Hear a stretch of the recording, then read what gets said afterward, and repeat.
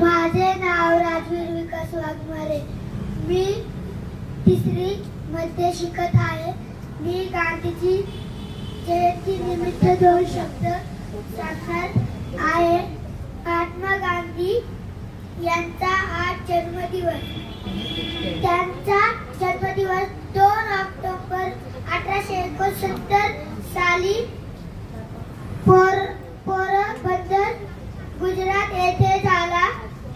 त्यांचा जन्मदिवस अहिंसा दिन म्हणून जगभर साजरा केला जातो. त्यांनी दांडी